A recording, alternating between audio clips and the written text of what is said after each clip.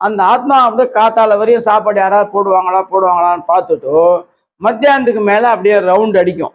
யாராவது அடித்து சாப்பிட்லாமா, ஏதாவது பிடிங்கி சாப்பிட்லாமான்னு. அப்போ இந்த மத்தியானத்தில் பேய் வரும். அதே போல் ராத்திரியில் ஒரு 12 மணிக்கு மேலே நானே பார்த்துருக்கேன். கிராமத்தில் திண்ணையில் பட்டு இருந்தோம்னா ஒரு மனுஷன் நடந்து போகிற மாதிரி ஒரு கால் இருக்காது. கால் இல்லாமல் ஒரு மனுஷன் நடந்து போகிற மாதிரி இருக்கும். பெண்ணாக இருந்தாக்க கொலுசு சத்தம் கேட்கும். உண்மைதான். அது கொலுசு சத்தம் இப்போ சிட்டியில் கேட்கறது கிடையாது.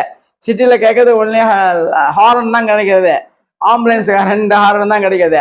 அதே மீறிவிட்டா வாசலில் உட்காந்துட்டு மொபைல் பார்த்துட்டு அந்த மொபைல் சவுண்டு தான் கேட்கறது. வந்து பேய் பிசாசு எல்லா இடத்துலையுமே இருக்குது. ராத்திரியில் இன்னைக்கு நீங்கள் கிராமத்து சைடில் ஒரு 12 மணி 1 மணிக்கு திண்ணையில் உட்காந்துருந்தேன்னா, அப்படி இல்லாட்டா லாஸ்ட் ஹவுஸ் கார்னர் ஹவுஸ் இருக்கும்.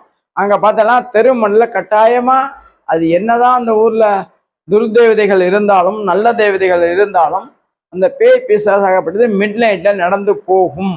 கட்டாயமாக நடந்து போகும். அது நடந்து போகும்போது நீங்களே பார்க்கலாம்.